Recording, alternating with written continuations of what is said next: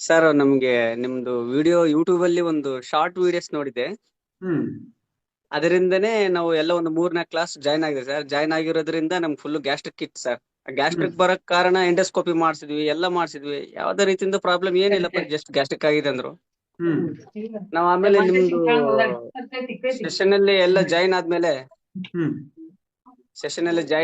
ನಮ್ಗೆ ಅರಿವಿನಿಂದ ಊಟ ಮಾಡೋದು, ಸ್ಟ್ರೆಸ್ ಕಡಿಮೆ ಮಾಡ್ಕೊಳ್ಳೋದು, ಹ್ಮ್ ಪ್ರಾಣಾಯಾಮ, ಧ್ಯಾನ, ನಮ್ ಹ್ಮ್ ಬಾಡಿನ ನಾವೇ ಅಬ್ಸರ್ವೇಷನ್ ಮಾಡ್ಕೊಂತ ಮೈಂಡ್ ಫುಲ್ ಆಗಿ ಸ್ಲೀಪಿಂಗ್ ಮಾಡೋದು, ಹ್ಮ್ ಈ ಒಂದು ಧ್ಯಾನ ಇದೆಲ್ಲ ಈ ನಿಮ್ಮಲ್ಲಿ ಇರ್ತಕ್ಕಂಥದ್ದನ್ನೆಲ್ಲ ಏನು ಹೇಳಿದ್ರಲ್ಲ ಸರ್, ಅದನ್ನೆಲ್ಲ ಫಾಲೋ ಮಾಡೋದ್ರಿಂದ 99% ಕ್ಯೂರ್ ಆಗಿದ್ದೀನಿ ಸರ್.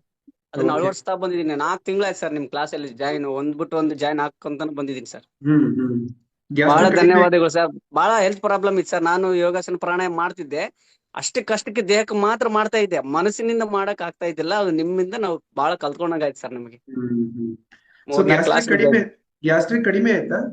ಕಡಿಮೆ ಆಗಿದೆ ಸರ್. ಹ್ಮ್ ಅದೇ ಟೆನ್ಷನ್ ಆದ ಸ್ಟ್ರೆಸ್ ತಗೊಂಡ್ರೆ ಬರ್ತಾ ಇತ್ತಲ್ಲ, ಅದನ್ನೆಲ್ಲ ಬಿಟ್ಟಾಕಿದ್ದೀನಿ ಸರ್ ಈಗ. ಊಟದ ಡಯಟ್ ಕ್ಲಾಸ್ ಅಲ್ಲಿ ಬಹಳ ನಾನು ಬದಲಾವಣೆ ತಗೊಂಡಿದ್ದೀನಿ ಸರ್. ಅದರಿಂದನೂ ಬಹಳ ಇದಾಗಿದೆ, ಡೈಜೆಷನ್ ಚೆನ್ನಾಗಿದೆ, ಹ್ಮ್ ಎಲ್ಲಾ ರೀತಿಯಿಂದನೂ ಬಹಳ ಚೆನ್ನಾಗಿದೆ ಸರ್. ಅದಕ್ಕೆ ಹ್ಮ್ ನಿಮ್ಗೆ ಧನ್ಯವಾದಗಳು ಸರ್ ತುಂಬಾ.